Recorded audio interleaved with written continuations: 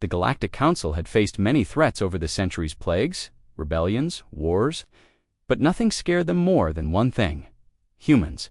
They were new to the galaxy, uninvited, untamed, and far too clever at first. The Council had ignored Earth. A small blue planet with short-lived creatures and violent history didn't seem like a threat. But then humans built ships, then colonies. Then they started winning battles no one thought they could win. So the Council made a plan.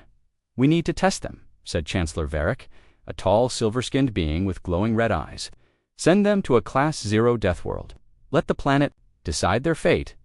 A Deathworld was no ordinary planet. It was the worst of the worst. Burning heat, acid rains, monsters with teeth like swords, gravity that could crush a tank. The world was called Tar-Siznine. No species had lasted longer than a week there. "They won't survive," said Counselor Drax. "No one ever has." "Good," replied Varric. "Let nature do what our armies could not." The plan was approved. A message was sent to Earth. The mission was called Trial of Tarses. Earth accepted it within seconds. The human dropship landed on Tarses 9 with a low roar, steam hissing from its legs as it touched the cracked red Earth. The air was thick and bitter, the temperature close to 800 degrees Fahrenheit.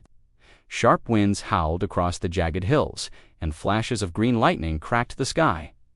Captain Reyes stepped out first. His boots sizzled as they hit the ground. "Smells like home," he said, smiling behind his heat shield. "Home?" asked Sergeant Malik. "You grew up in a volcano." "Nope," Reyes replied, "but I did survive 3 summers in Arizona." The rest of the team laughed, even as sweat poured down their faces inside the suits. Their squad was made of elite survivor soldiers, scientists, engineers, 10 men, 10 women. No fear far above, satellites watched from orbit. Alien eyes stared at screens, waiting for the humans to fail, waiting for screams. Instead, they saw something else. "We're setting up base here," Reyes said, pointing to a black rock plateau. "Stable ground, good view, we'll make it work." "But Captain," said Dr. Lin, wiping her face, "this place isn't just hot. The ground's moving, literally." He crouched down. The dirt was indeed shifting, crawling like it was alive. "Nanobugs," said Lin. "Billions of them. They eat metal." "Then we don't give them metal," Reyes said calmly. "Build with stone and carbon fiber. Use the lava rocks." The team worked without rest. No complaining, no fear, just focus. In 12 hours, they had a wall.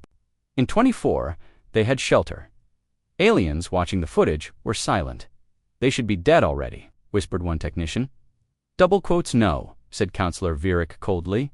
"Give it time." By day 3, the storms hit. Winds moved at 300 miles per hour, ripping the sky open. Acid rain fell in thick sheets. The base shook. But it didn't break. Captain Reyes stood outside in reinforced armor, staring into the storm. A huge shape moved in the darkness, a creature the size of a tank. 6 legs, claws, glowing eyes. It screamed and charged the human outpost positions. Reyes shouted. The team didn't panic. They moved like water, smooth, fast, controlled. The beast leaped at the wall. It hit. It hard, but the wall held. Private Singh fired the first shot, a bolt of plasma that hit the creature's eye. It roared. Sergeant Malik launched a net, and Dr. Lin activated sonic traps in minutes. The beast was down, and then something strange happened. The humans dragged it inside. "Are we studying it?" Lin asked. "Nope," said Reyes, grinning. "We're cooking it." They roasted the alien meat. Strange smell, tough texture, but still protein. "We adapt," Reyes said, "or we die." By day 7, the alien satellites stopped working. One by one, their feeds went dark. The Council believed the humans had been wiped out. Then a new feed came online. From a drone, a human soldier held it in one hand. He stared into the camera. "Stop spying on us," he said, voice cold. "Or next time, we'll send drones to you." Then he crushed the camera with one hand. In the council chamber, silence filled the room. "They've survived a week," said Counselor Drax, his voice tight. "No one survives a week. They're just lucky," Varric replied. But he looked worried. 2 weeks passed. Then a month. The human camp became a fortress. They built roads, power stations, hydro-farms, TAR-farms.TARSIS-9 had become a new Earth. Even worse, it looked like they were thriving. Worse than that, they were happy. Private Jenna built a garden from native mushrooms. Malik trained the local wolf-like creatures to guard the camp. Lynn discovered a crystal that stored solar energy. And Reyes. He stared at the stars every night. Waiting, they'll come, he said to Lynn. Once they realize we lived, they'll come. On day 50, they did. A warship entered the atmosphere. Alien mercenaries. The best killers money could buy. They landed with fire and thunder. 12 attack walkers. Dozens of flying drones. Their goal, erase the humans. What followed was not a battle. It was a massacre, but not the kind the Council expected. The mercenaries were wiped out in 2 hours. One drone sent a final, desperate message before being shot. Down, we are not hunting them, they are hunting us. Back on Earth, a message was sent from the Tarsis colony. Captain Reyes spoke directly to the Council. No hard feelings, he said. You wanted to test us. We passed. He leaned closer to the screen. But next time you send us to Dimec, sure it's a planet tougher than us. The Council held an emergency meeting. The humans have done the impossible, said Drax. They survived the Class 0 Deathworld. They didn't survive, Virik said slowly. They conquered it. A deep silence followed. If they can live there? One ambassador whispered. Where can't they live? No one answered. Because now everyone in the galaxy had the same thought. What if the humans weren't just survivors? What if they were the future? The wind howled across the surface of Tarsisnine. It screamed like a living thing, sharp, constant, deadly. The dropship's doors creaked as they opened. Heat blasted inside, and a red glow filled the ship. Captain Reyes didn't flinch. He stepped out into the boiling air like he had just walked into a warm summer day. Behind him, the rest of the squad followed. The boots of 20 humans hit the black soil. It could be called soil. It looked more like glass mixed with ash, cracked, burned, shifting like it wanted to swallow them whole. Reyes looked around. Gravity's a bit heavy, said Sergeant Malik, adjusting his exosuit. 16% stronger than Earth, replied Dr. Lin. Feels like carrying a backpack full of bricks. Good training, Reyes said. We'll get stronger. He raised his arm and gave the signal. The squad split into units. Soldiers moved fast, securing the landing zone, building a quick perimeter, scanning for threats. Scientists started pulling samples of the ground, the air, the strange red crystals that grew out of the rocks like thorns high above. In the orbiting alien satellite, the Council watched closely. Back in the Galactic Council's control chamber, Chancellor leaned forward, his long fingers curled around the edge of his seat. They're out of the ship, he said. They'll be dead in 72 hours, said one of the technicians calmly.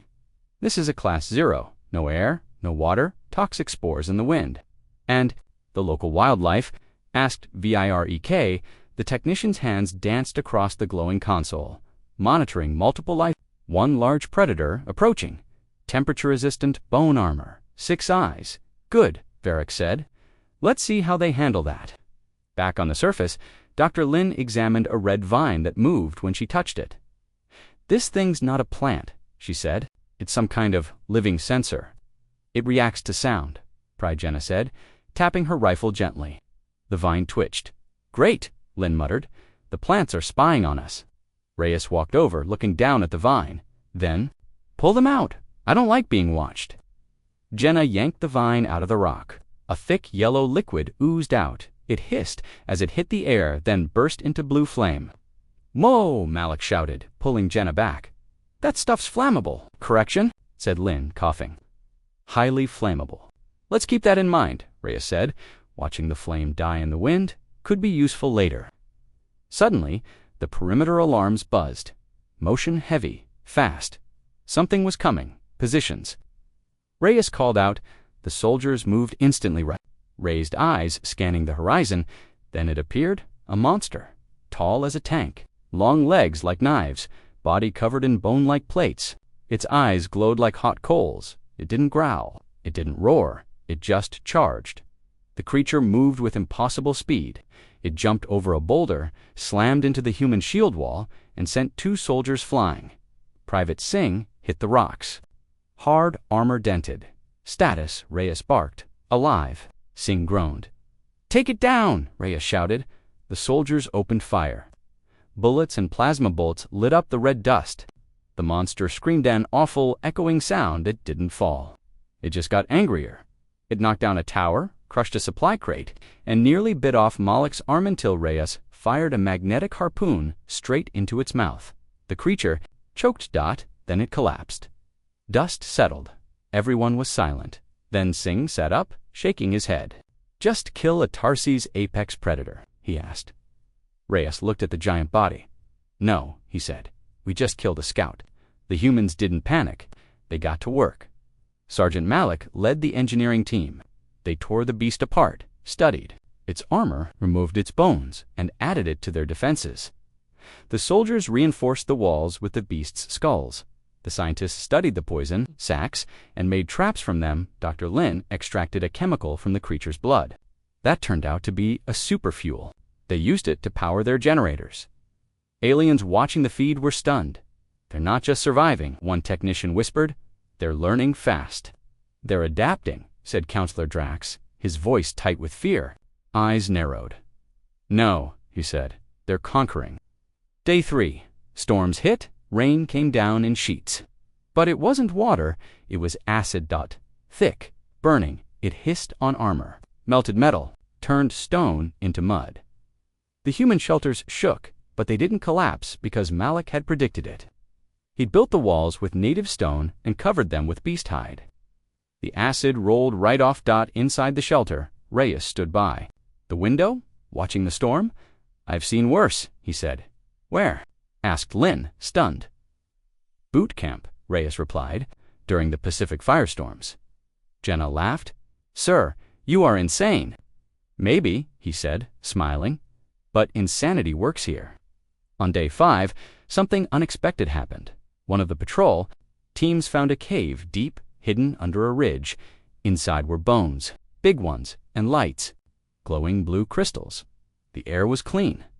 Dry. It was a sanctuary. Reyes walked into the darkness, shining his helmet light around. "This isn't just a cave," he said. "This is shelter, natural defense, a base." He turned to Malik. "Start clearing it. We move our command center here." The team worked all night. By morning, the cave had power, lights, walls, a working lab. They named it Fort Zero by day 7. The humans had a village, power from lava vents, water purified from underground ice, air filters made from local fungi, drones patrolling the skies. They weren't dying, they were building, and they weren't just surviving, they were thriving. In the Galactic Council, panic began to grow. "They've built a base," said one analyst. "They're expanding, claiming land." "How is this possible?" Virik demanded. "This world is death. They've made death their home," Drax said. "And now it's a weapon." That night, a camera drone flew close to the human base. The council wanted one last look before sending in attack ships. But instead of silence, they saw something strange. A human soldier looked up. He was holding a cup. He raised it toward the drone. "Cheers," he said. Then he winked, and the drone's feed cut off. Back at Fort Zero, Reyes stood on the ridge, staring at the stars. Lin joined him. "They're watching us," she said. "I know," he replied. "Let them watch." She was quiet for a moment. "This place, it should have killed us." Reyes nodded. "It almost did. Then why are we still here?" He smiled. "Because this planet's wild, angry, brutal, just like us." He turned to her. "They sent us to hell," he pointed to the growing lights of the human camp behind him. The warning came at dawn. Private Torres was on perimeter watch near the East Ridge when he saw its shadows moving where no shadows should be. The sun wasn't fully up, but the forest ahead was already shifting, writhing like it was alive. "Movement," he said into his com. Captain Reyes was already awake. He didn't need alarms to feel trouble. "How many?" Reyes asked. Torres hesitated. "I don't know, sir. The trees, they're moving." Reyes frowned. "Trees don't move." By the time the team gathered at the eastern wall, a thick mist had rolled in. It came fast and it carried a strange scent, like burning copper. Dr. Lin checked her readings. "Mist has trace metals. Toxic levels. Seal suits," Reyes ordered, Everyone locked down their helmets. Then the first scream came. It wasn't human. A patrol drone had gone ahead into the forest. The live feed showed it drifting above the ground until something reached out. Something. Red. Something that pulsed. The feed turned to static. Private Jenna stared at the screen. That vine, it melted the drone. No, Lynn said. It ate the drone. Reyes narrowed his eyes. Gear up. We're going in. The forest on Tarsisne was not a forest by Earth standards. The trees were massive tubes of hard bark that pulsed like arteries. Their branches looked like wires. Their leaves were razor-thin and vibrated, creating a low humming sound, and worse. The forest was spreading toward the human base faster than any normal vegetation. Reyes led the team forward himself. Lynn, Malik, Jenna, and 3 scouts. Their boots crunched over strange, bone-like roots. Every few steps, the ground made a sucking sound, like it was breathing. They found what was left of the drone. Nothing but a puddle of metal and circuitry. Dr. Lynn crouched near one of the trees. This bark, it's magnetic. It draws. In metal, Malik frowned. You mean it's not just reacting? It's hunting tech. She nodded. These trees survive by consuming metal machinery, drones, weapons. They evolved to eat technology. Reyes looked around. Everything their base was built from tools, walls. Vehicles was a giant buffet for this forest, and now the trees were advancing fast. We need a fire line, he said. Now. Back at the base, the soldiers moved quickly. Flamethrowers were mounted. Lines of fuel soaked the outer edge of the camp. Any metal left outside was pulled in. Engineers started reinforcing the walls with stone, bone, and synthetic polymers instead of steel. Still, it wasn't enough. By nightfall, the trees were less than 100 meters from the east wall, and they were moving faster in the dark. Aliens on the council's viewing station watched the live feed in silence. They're surrounded, one said. They'll be eaten by their own machines. Then, maybe now, Chancellor Virik said, this little experiment ends. But the humans weren't planning to be eaten. They were planning a counterattack. Burn it all, Reyes said. His voice was calm. Private Singh lit the first fuel line. A wall of flame exploded across the ridge, lighting up the forest in red. An orange dot, the vines screamed literally. A high-pitched screech echoed across the night as the burning trees twisted and shook. Some pulled back. Others lunged toward the fire, but the humans had learned from the last storm. They knew how to use the enemy's own biology. Dr. Lin had developed a gel using beast blood and crystal powder. It exploded on contact with the mist hands stuck to the trees like glue. Soldiers launched gel grenades into the heart of the forest. The fire turned green. The trees began collapsing, but then the ground itself cracked open, and from beneath the roots came something worse. A swarm of insect-like machines rose from the soil. Not built by humans, not natural either. Are those drones? Malik shouted, raising his rifle. No, Lynn gasped. They're alive. The swarm moved like a wave blades, spinning wings, buzzing. They weren't just protecting the forest. They were part of it. Fall back. Reyes shouted. The humans retreated behind the walls as the swarm slammed into the perimeter. Metal was ripped apart. Guns overheated. One tower fell, but Reyes didn't panic. He pointed to the sky. Call in the surprise from the north cliff. 3 heavy mortars fired. They weren't normal shells. They were canisters full of crystallized gas from the cave vents they'd discovered earlier. As the canisters landed, gas spread out like fog. It reacted with the Iran froze the swarm, mid-dash flight. Then the soldiers opened fire. Crack, crack, crack, bug bodies shattered.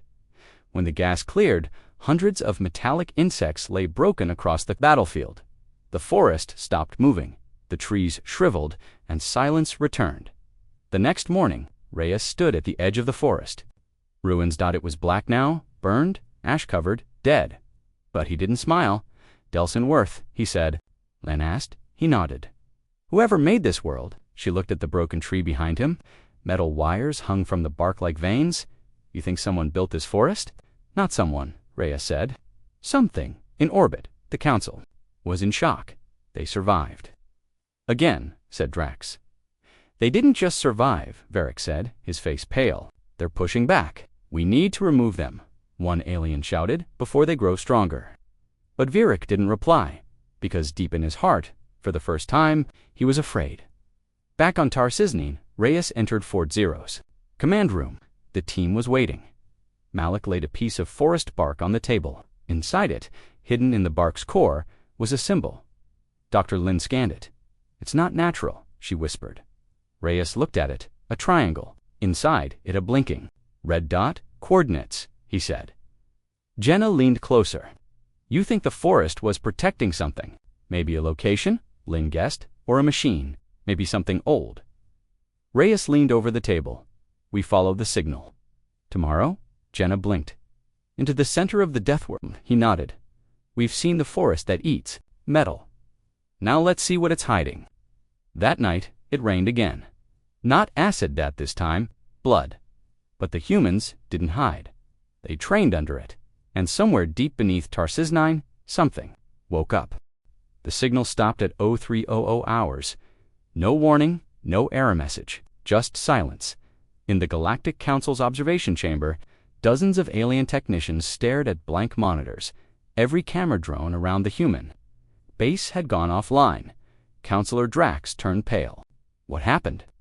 The technicians' fingers flew across glowing controls. "We don't know, sir. They were working fine one moment, then nothing." Chancellor Virik stood slowly. His voice was cold. "Did the humans destroy them? No. They didn't shoot anything. There was no sign of interference. No weapons, no static. The feeds just vanished." Virik's eyes narrowed. Then something else shut them down. On the surface of Tar Cisne, the human team stood in the valley east of Fort Zero. The land here looked dead, no trees, no beasts, just miles of gray stone and sharp wind. But under their boots, the ground hummed. Captain Reyes stared at the scanner. In his hand, the signal they had found in the forest bark triangular symbol, blinking red dot, had led them here. "Still think this is just a planet?" he asked quietly. Dr. Lin shook her head. "No, something under us is active." Sergeant Malik walked beside them, his boots crunching rock. "We've checked this area before. There was nothing." "Exactly," Reyes said. "And now there's something." Jenna raised her plasma rifle. "Feels like a trap." "It probably is," Reyes said. "But that's not going to stop us." They moved deeper into the valley. The mist grew thicker, colder. Strange shapes lay in the rock species of broken machines, cracked armor plates, long dead bones. Private Singh bent down and picked up a chunk of rusted metal. It had alien writing on it. "This doesn't look human," he said. "It's not," Lin replied. "This design is thousands of years old, pre-council era. What's it doing here?" Jenna asked. Lin frowned.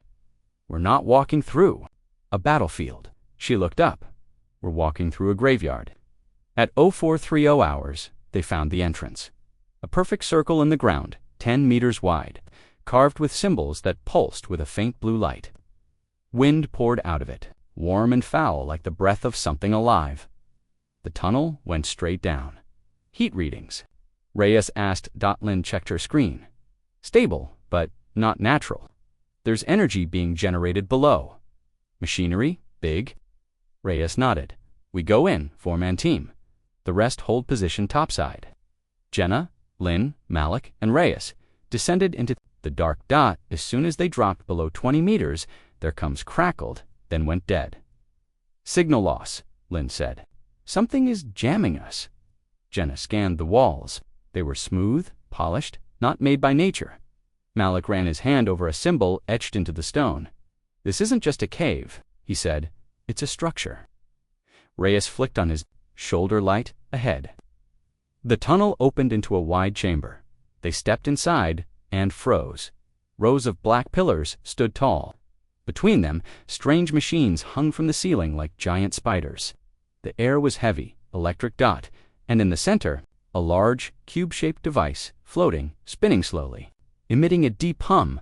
"Whatever this place is," Lin whispered, "it's not abandoned." Reyes walked closer to the cube. As he did, his armor HUD blinked, access granted. He stopped. "What the hell?" Suddenly, the cube stopped spinning, and a voice filled the chamber. Low, ancient, not human, not alien, just wrong human DNA. Confirmed. Genetic match. Earth origin. Releasing lockdown, the walls around them lit up. A map appeared, stars, planets, sectors. It showed systems Reyes had never seen. Jenna's mouth dropped open.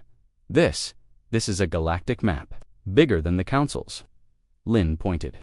To a symbol at the edge of the map, a glowing dot, Earth dot, and surrounding it red warning signs, is this. A weapon network, Malik asked. No, Reyes said slowly. This is a defense grid. Lynn blinked. You mean this place was designed to protect Earth? Reyes nodded, and now it's waking up. Outside topside, Private Singh noticed something strange. The sky had turned dark, not just with clouds, with shapes dot black. Round ships hovered silently above the valley, no council symbols, no visible weapons, and they didn't show up on scanners. Command? He said into his radio. No answer. He tapped it again. Captain Reyes? Are you reading me? Static. Then a whisper, not a voice he knew. He should not be here. Singh froze. Then the ships started descending.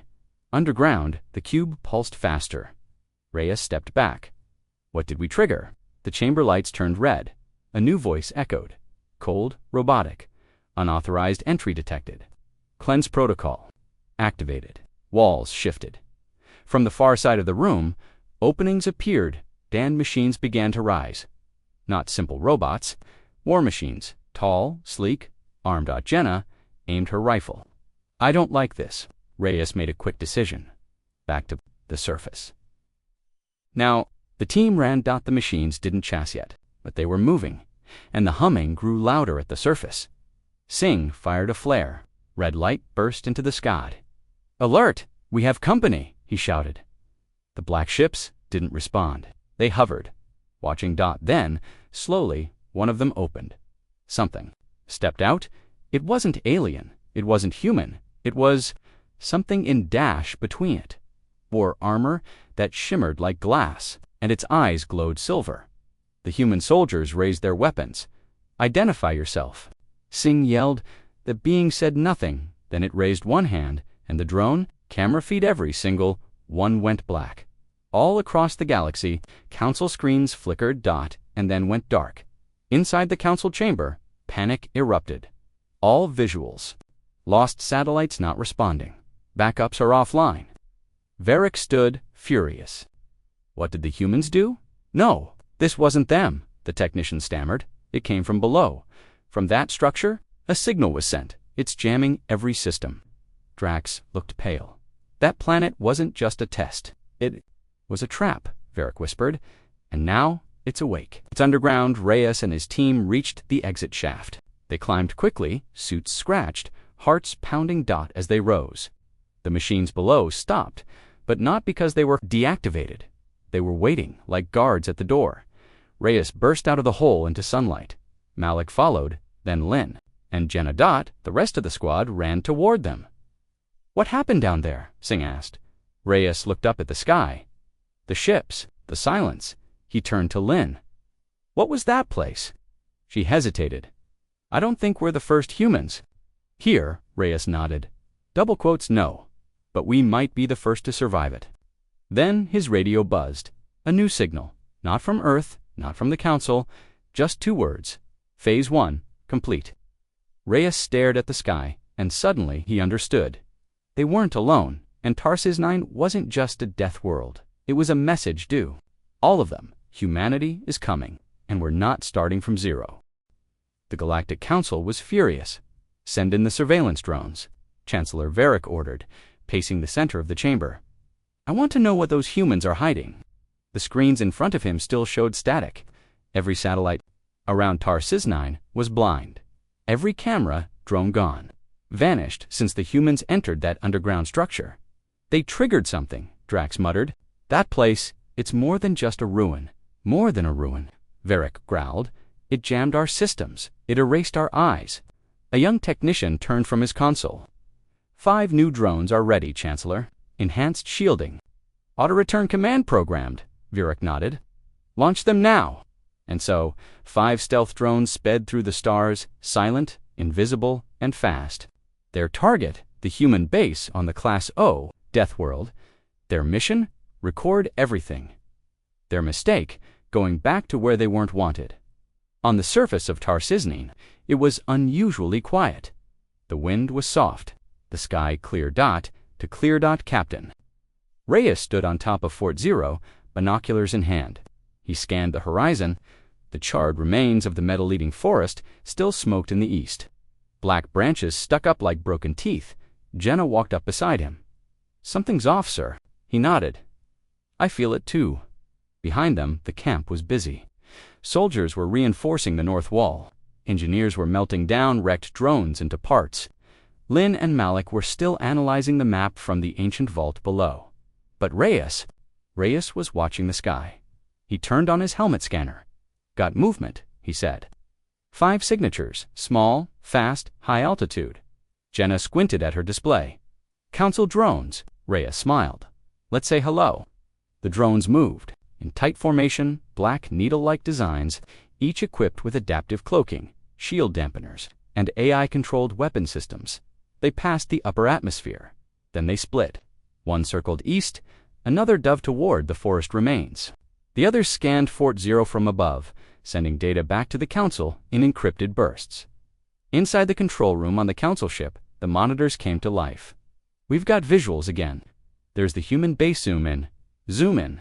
The screen showed Fort Zero walls of stone and bone, energy fences, strange glowing crystals harvested from the planet itself. Human soldiers patrolled along the perimeter with purpose. "This is not a survival camp," one alien gasped. "This is a military fortress." "And that's not all," another technician said, pointing to the east feed, the drone circling. The forest had spotted something, a new structure rising from the ground.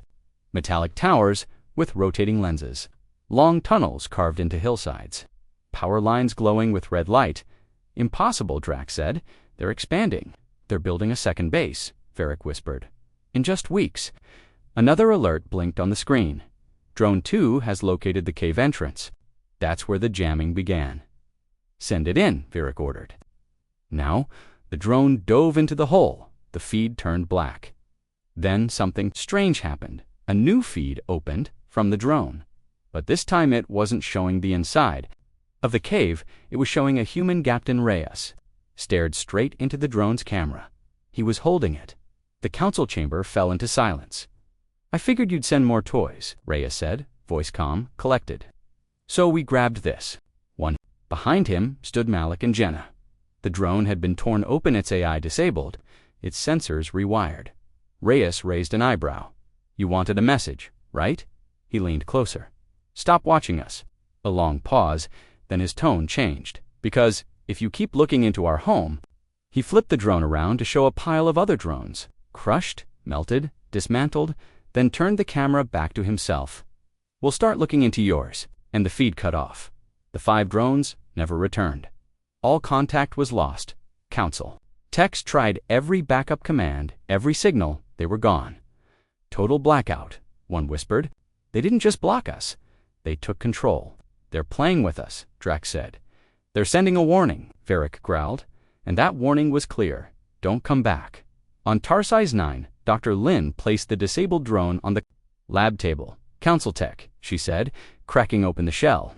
"Toppin Systems, anti-jamming AI learning core." "Not good enough," Malik smirked. "We fried it in under 60 seconds.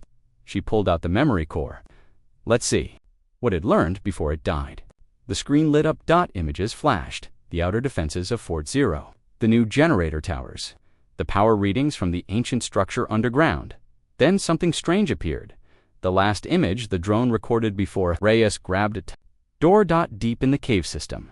Carved in glowing silver, Dr. Lin frowned. "That door wasn't there before. It opened when the drones arrived," Reyes said. "It wanted them to see it." Jenna looked worried. "So that place is alive." "Maybe," Reyes said. "Or maybe something inside it is awake now." He stood straight. "Either way, we need to go back down." That night, Reyes called for a meeting. All 20 original members of the mission stood inside the war room. The lights flickered. A map of Tar-Cisnine glowed on the table. Reyes spoke. "They sent us here to die. But we didn't." Heads nodded. "Sent drones. We took them out." More nods. "Now they'll send soldiers." He tapped the screen. A red mark lit up in the sky above Tarsi's. They'll want to bury this planet before the truth spreads. Malik stepped forward. Then we hit first. No, Reyes said. We hit smart. He pointed to the map. The underground vault. The strange door. If this planet is hiding something ancient, something powerful, we claim it first. He looked at everyone. Tomorrow, we go back underground. Silence. Then Jenna spoke. And if the council comes, Reyes smiled. Let them.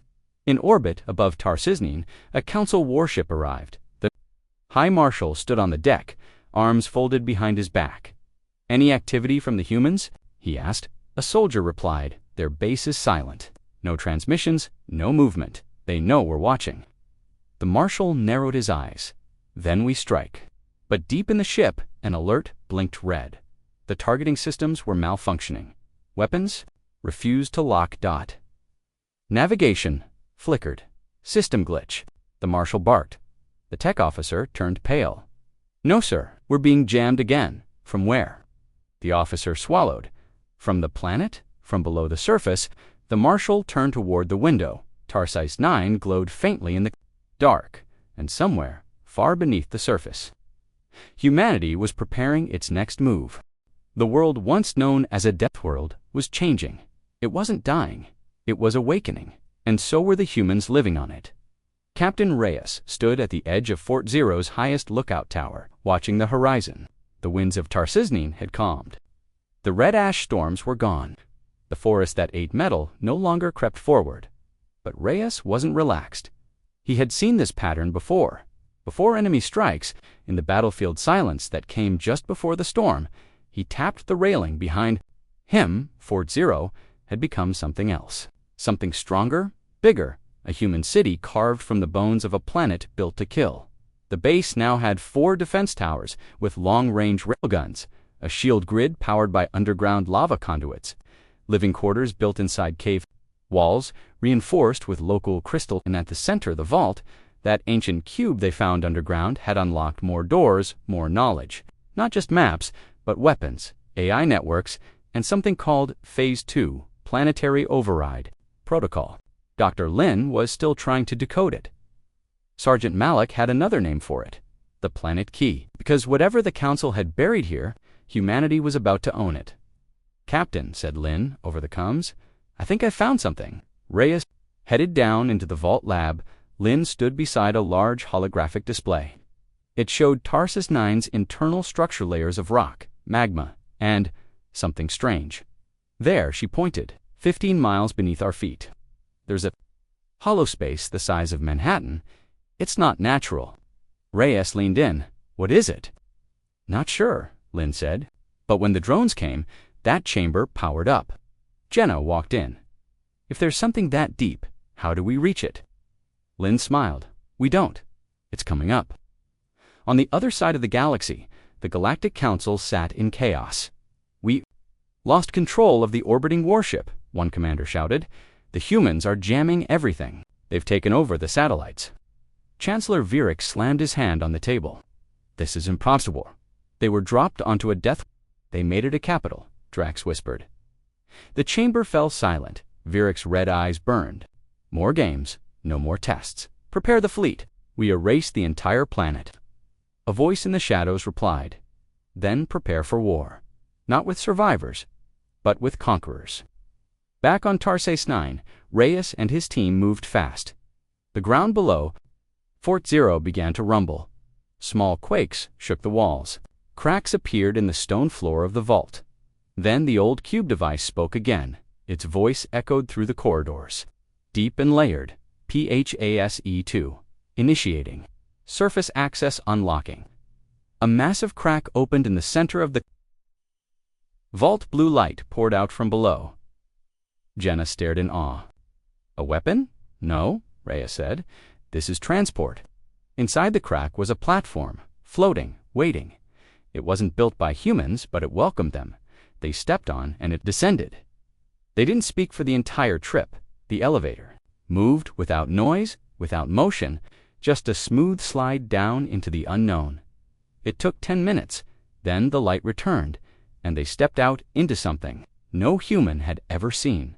A city beneath a Deathworld, perfectly preserved, walls made of living metal, towers that breathed, roads that shimmered like glass dot at the Centaur machine the size of a mountain, suspended in midair, surrounded by energy.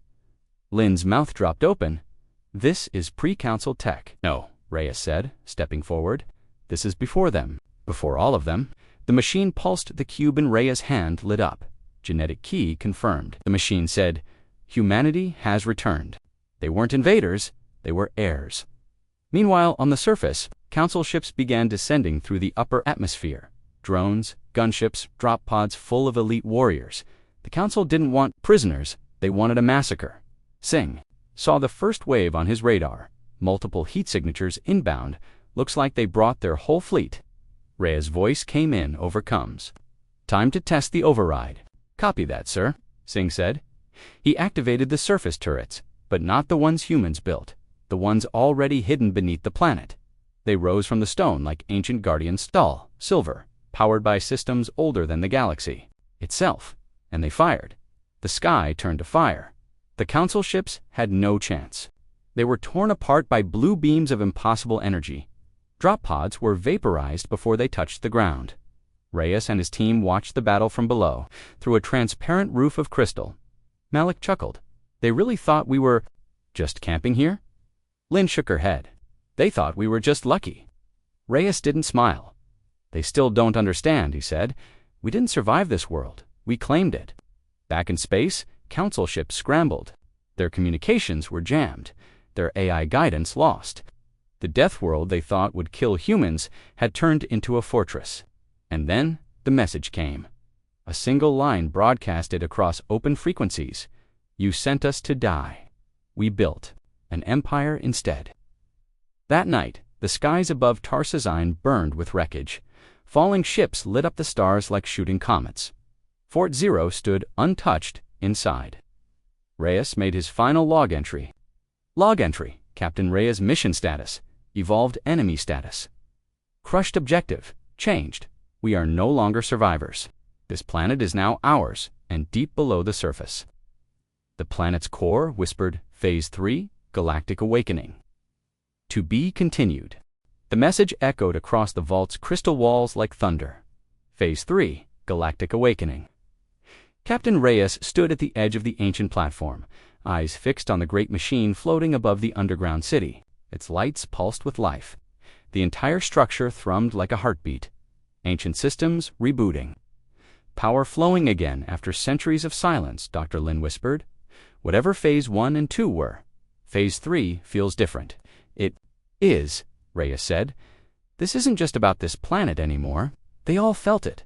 The planet wasn't waking up. It was sending a signal, and somewhere, across the galaxy, something was listening. Back on the surface, Fort Zero was alive with motion. The sky was clearer now. Alien wreckage still burned across the atmosphere, leaving long, glowing trails like shooting stars. Private Singh stood on the wall, scanning the distant horizon. Clear so far, he said into the radio. No new contacts. Enemy fleet is gone. Inside the command center, Jenna studied a screen showing strange data. Something's changing, she said. Malik looked over her shoulder. That from the vault? No. It's coming from the planet's poles. She zoomed in on the map. Energy spikes. Big ones. We're picking up fusion-level surges at both ends of the planet. Lynn came in, breathless.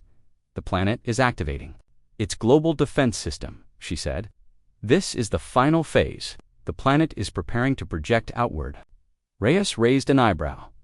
Outward as in, this place isn't just waking up, Lynn said. It's about to broadcast to where Lynn looked at him. Every system, every sector, every intelligent civilization in the galaxy. Inside, the hidden underground city, more doors were opening. Reyes, Lynn, and Malik entered a chamber the size of a stadium. At the center was a circular platform, and floating above it was a hologram of the galaxy, millions of stars, glowing like fireflies. Dozens of red dots blinked, but one dot, deep in the spiral arm of the galaxy, pulsed gold. Lynn pointed to it. That's Earth. Reyes frowned. What are the red ones? The cube spoke. Inactive network nodes, status, dormant. awaiting keyholder activation. Jenna leaned in. You mean there are more of these vaults? Lynn's hands trembled. This planet, it's just one. The cube confirmed. 17 vaults remain, linked by ancient human code, designed to awaken upon signal. Reyes stared at the galaxy map. They built this system a long time ago, and now we're the ones activating it. He looked at his team. This isn't just a Deathworld. He pointed at the pulsing gold light. This is Earth's warning shot. Far across the galaxy, the broadcast reached distant ears. Abandoned outposts blinked to life. Buried machines began to hum. An ancient species long thought, extinct, opened their eyes. On a moon in the Thaler expanse, a sleeping AI stirred from silence. Its first words were, "The humans have returned." Back in the Galactic Council chamber, panic turned to fear. Intercepted a coded signal from Tarsis 9. A technician shouted, "Where's it going?" Drax asked. "Everywhere," came the reply. "Every major system. Every border world, even our inner colonies." Chancellor Viric's hands trembled. What does it say? A silence fell over the room.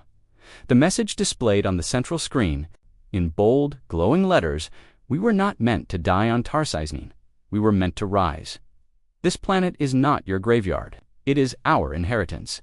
The age of silence is over. Humanity is awake." The room erupted into shouting. "Prepare. Defenses, they'll trigger rebellions. Shut the gates." But Varick said nothing, because in the pit of his gut, he knew it was already too late. On Tarsis 9, the planet shook not from attack, from transformation. The core was shifting. Towers from deep below rose slowly to the surface. They shimmered, with ancient energy, sending beams of light into orbit. They weren't weapons, they were beacons. Lynn watched in awe as readings poured in. These structures are transmitting coordinates. To the other vaults, Real-Time Malik asked. She nodded. They're linking the network. Reyes stepped into the chamber. What happens when they all go active? Lynn hesitated. If the vaults were built to defend, then the galaxy's about to be introduced to the real human empire. The next day, Reyes stood before the entire crew. Every soldier, every scientist, every survivor. Behind him, the vault glowed. He raised his voice. You were sent here to die. You survived. They stood tall. You were forgotten. You were alone. But you made this world yours. A murmur of agreement. You turned a Deathworld into a fortress, and now into a signal tower. He looked at them. We didn't come here to hide. A pause. We came here to wake up everything they tried to bury. The soldiers roared, and somewhere deep within the vault, a massive door slid open. Inside was a ship, not alien, not council, human but far older than any design they had seen it. Sat silent, waiting for its new captain. Lynn's scanner beeped. It's called Vanguard 1, she said. Reyes smiled. Perfect. Above the planet, the sky shimmered. The first pulse from Tarsis reached its destination and far away. In the dark corners of space, Vault 2 blinked to life. Its systems reactivated. Its doors opened, its defense grid prepared, and its beacon whispered, Humanity has returned. The stars blinked in the cold darkness of space.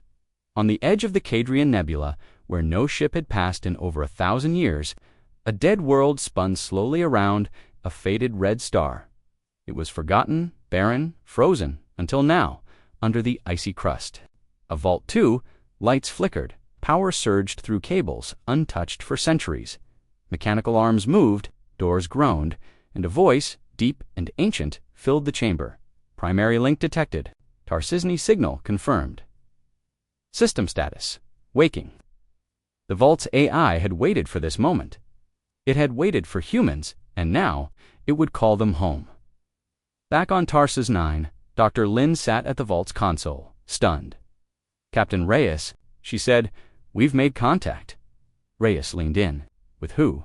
She didn't look up. With Vault 2. The map of the galaxy glowed again. A new dot blue and blinking had appeared near the Cadrian Nebula. Malik raised an eyebrow. I thought nothing survived out there. Lynn shook her head. The planet is technically dead. But this signal came directly from its core. The Vault. There is active. Jenna walked in, scanning the feed. If that vault is like ours, then it's armed, Reyes finished. and it remembers us.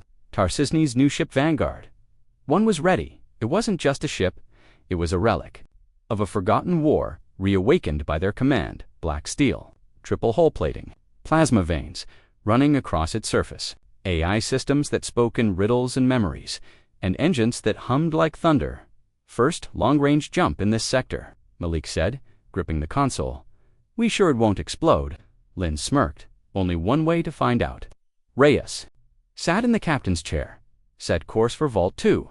The stars twisted, and they jumped. The council saw it too late. A sensor grid near the nebula caught the strange burst of light.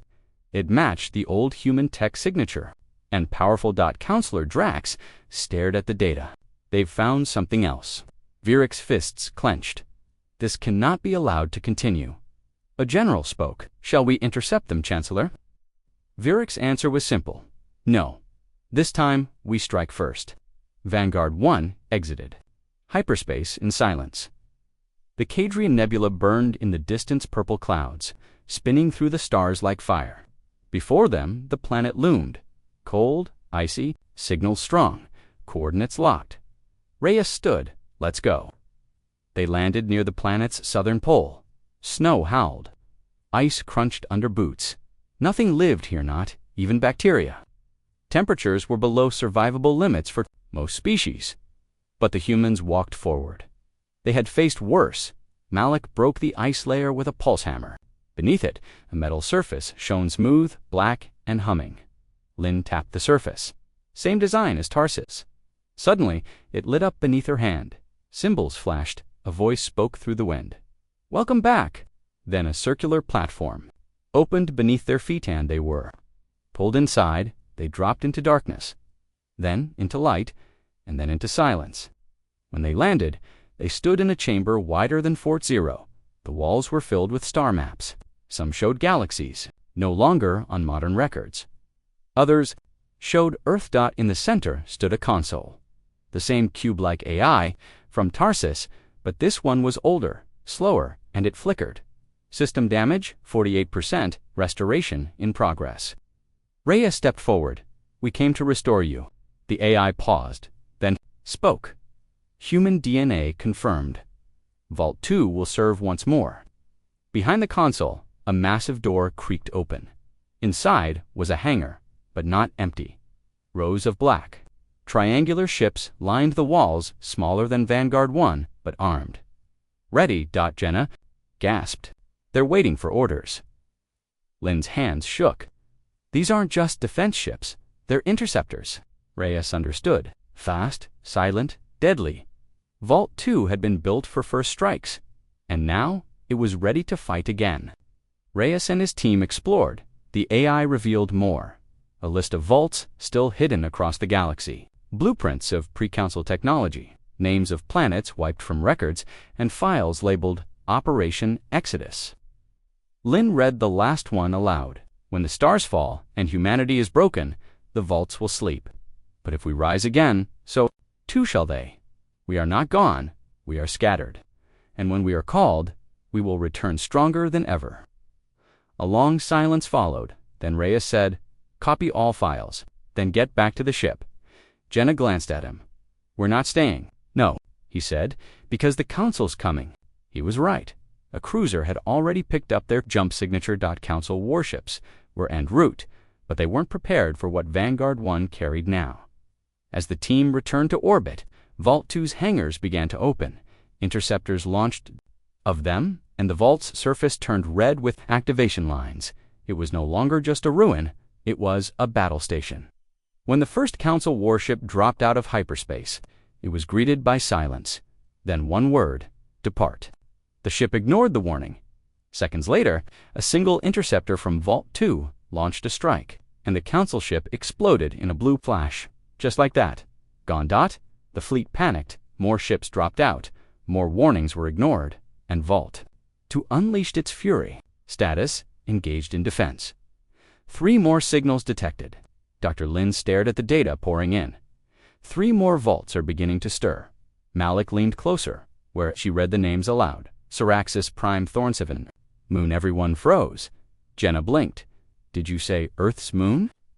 Lynn nodded. Yeah, There's a vault under the moon. Reyes walked in just as she said it. Then it's time to go home. The words echoed through the command center of Fort Zero like a thunderclap. Earth's moon vault detected. Dr. Lin stared at the screen. Frozen. Jenna whispered. How? Maybe someone did know, and they buried the truth. Captain Reyes stepped closer, arms folded, his eyes narrowed on the golden beacon blinking beside Earth's orbit. The vault wasn't waking by accident. It had been waiting for a signal, and now it had heard one Earth Sol System Galactic Year, 4028. The people of Earth were afraid. The Council had already announced emergency military control. Civilian broadcasts were filled with warnings of unstable human colonies and dangerous rogue signals. But the truth was leaking. Footage of Tarsiznan's defenses, the destruction of Council warships, and the signal, humanity is awake. All of it had reached Earth, and now Earth's own moon was pulsing with energy. Underground, something vast was moving, and the Council had no idea how to stop it. Set the coordinates, Rhea said. We go to the moon. Malik raised a brow. You want to land right on Earth's doorstep. Reyes looked at him. If there's a vault under our moon, then that's our origin point. This isn't just about fighting back. This is about history. Jenna grinned. About time Earth learned the truth. Lin ran a full system check on Vanguard 1. Its weapon systems were now upgraded with Vault 2's interceptor blueprints. It was no longer just a relicate, was a command ship. 10 seconds later, they jumped. They exited hyperspace, in the shadow of the moon, and what they saw stunned them. A crater near the formed perfect circles around it, as if something buried deep was rising through the layers. Reyes stared at it through the viewport. No mistake, he said. That's a vault. Lin ran scans. It's dormant, but active inside. Energy levels are climbing. Old AI patterns detected. Malik checked the Council signal bands. Someone's listening to us. We've been spotted. Jenna smirked. Let them come. We came home for a reason. Below the surface of the moon, beneath miles of ice and rock, the vault breathed for the first time in 3,000 years. Dust cleared from massive steel pillars. Ancient. And the AI core at the center said just one word, Earthborn. It remembered. Reyes and his team landed the ship at the crater's edge. Unlike Tarsis or Vault 2, there was no entrance here, just silence, no doors, no hatches, no platform. Dr. Lin stood quietly, holding the ancient cube that had guided them this far. Then, it pulsed, and the ground rumbled. A crack formed in the crater. A perfect triangle opened in the stone, and the AI spoke. Final key accepted. Welcome home. They descended into the vault. At first, it looked like the others' black metal walls, glowing patterns, humming corridors. But this one had something new. Statues lining the walls were tall, human-like figures in ancient armor, weapons by their sides, helms shaped like stars. And at the center of the chamber, a wall-sized screen, images flickered on it. Earth, the solar system, ancient battles, made us for war, but we chose to survive. Lin's eyes filled with tears. This vault holds our origin story. Jenna walked slowly through the statues. These people, they were us. No, Reyes said, they were before us. He looked up at the screen. They were the first humans. The vault's AI activated fully, and it spoke in a voice that was almost human. This was the first sanctuary, built when the skies fell. When Earth burned and the stars turned on us, Reyes stepped closer. Who attacked? The answer chilled everyone. The old Council. Everyone turned. Lin's voice trembled. The Council existed back then. AI replied, a different form. They feared humanity's rise. They used lies, politics, weapons. Then extinction, but humanity hid. We scattered, we waited, we survived. And now we return. Suddenly, alarms sounded inside Vanguard 1. Malik shouted, overcomes multiple warships dropping from hyperspace. They've surrounded the moon. Council forces over 20 ships. They're demanding our surrender, Malik added. Reyes didn't blink. Tell them they're trespassing. In space, Council Admiral Cover stood aboard the flagship Vindication. He stared at the moon with cold eyes. We warned them, he said. We told them the old tech was forbidden. Sir, his lieutenant said, We're picking up ancient signals from beneath the surface. Destroy the site, Cover growled. Wipe the vault. Sir, wait, the officer said. Something's rising from the moon's surface. Turrets emerged. Dozens, hundreds, giant cannons, powered by unknown energy, locked onto the Council fleet. And then, the vault spoke across every channel. This is Earth's shield. Built to protect what remains. You are not welcome. Reyes looked up at the camera and said 4 words. Now we strike back. The vault opened its sky cannons. Beams of light fired from the moon. They tore through the lead warship, Vindication splitting it in 2. The Council panicked. Retreat. Break formation. By 5 interceptors from Vault 2, humans. Didn't run. They hunted. The battle above the moon was over in 6 minutes. Of 20 Council ships, Earth finally looked up and saw who the real enemy was. Not the humans on Deathworlds. Not the ones fighting to return, but the ones who tried to bury them. Rhea stood in front of the central statue. In the vault, it held a sword made of starlight beneath. It were carved words in old Earth script. Asterisk, asterisk, if you find this place. It means you are not the end of our story. You are the beginning of the next chapter. They nodded. The war wasn't over. It had just come home. The galaxy had changed in just 2 weeks. Everything the Council thought it controlled was crumbling. TARSIS-9 had awakened. Vault 2 had struck back. Earth's moon had revealed ancient truth, and now the final signal had lit up. It blinked once, then glowed golden on the galactic map. Vault 17, the last one. Inside the moon vault, Captain Reyes stood in front of the massive star map, 17. Vaults .6 already active, but only one blinked with a different symbol. Not blue, not gold. Black. Lynn stared at the screen. This one wasn't listed in any archive, not even in the hidden codes.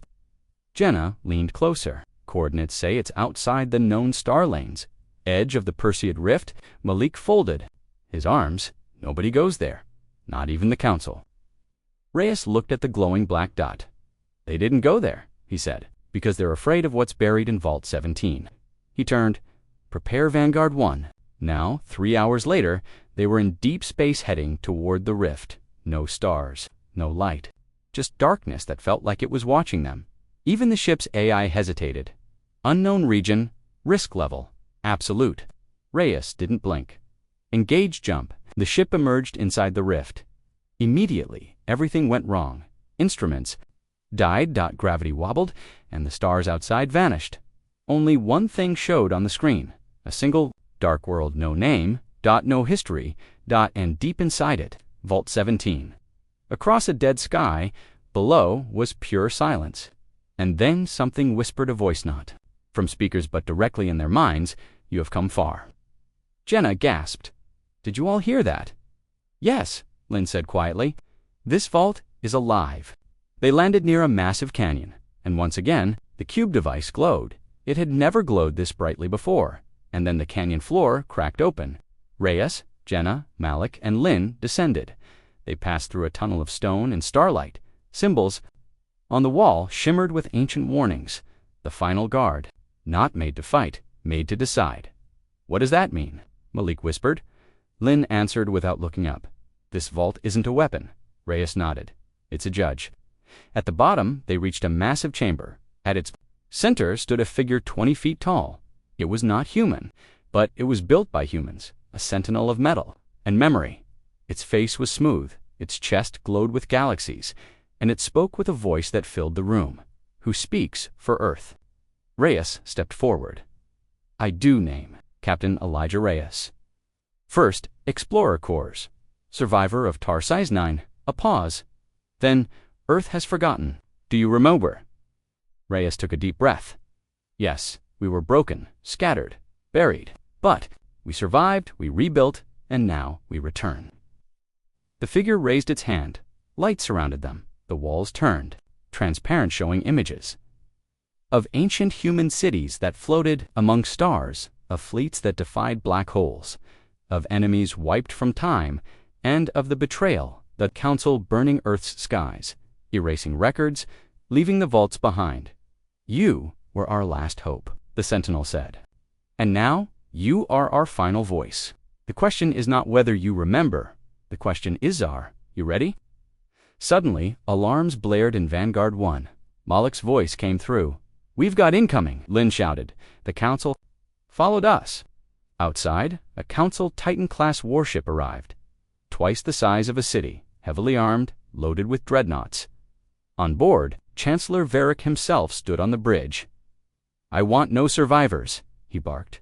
"Erase the vault. Burn that planet." But Vault 17 had waited too long to be silenced, and it was not alone. As Rhea stood in the final chamber, the Sentinel spoke. "You have passed the trial. You do not come with conquest. You come with memory. Therefore Vault 17 shall rise." Outside, the planet began to shake. Mountains split open. Towers made of living metal burst from the surface. A ring of defensive satellites emerged from the ground and launched into orbit. And at the center, a colossal structure rose like a god. It made the Council dreadnoughts look like ants, and it spoke. "Leave this space or face judgment." Varric screamed, "Fire!" Missiles launched, cannons roared, but the vault activated a pulse, and every weapon turned to dust in midair. The dreadnoughts shut down one by one, then exploded. Reyes and his team returned to Vanguard 1 from orbit. They watched as Vault 17 launched something into space. At Beacon Dot, it spread signals across the galaxy, not of war, but of truth. Broadcasts of Earth's past, of the betrayal, of humanity's survival, and of the return across the stars. The other vaults all lit up at once, point 1 through 17, blue, gold, crimson even. Worlds that had been lifeless for millennia began to wake. One word echoed across every known system. Humanity rises. The Council tried to stop it, tried to hide it, tried to bury it again. But it was over. The truth was out. People across the galaxy began to ask questions. Some rose up, others joined Earth, and still others feared what would come next. Because this wasn't just the return of a race, this was the return of an empire. Back on Earth, the vault under the moon opened its gates, and humanity stepped into the light, united, armed with knowledge, and finally, ready to reclaim the stars. Captain Reyes stood in the command deck of Vanguard 1, staring at the now stable map. 17 vaults, hundreds of awakened systems, and a galaxy forever changed. Jenna smiled. "So what now, sir?" Reyes looked ahead at a future no longer ruled by fear and answered simply, "Now we build again." The end.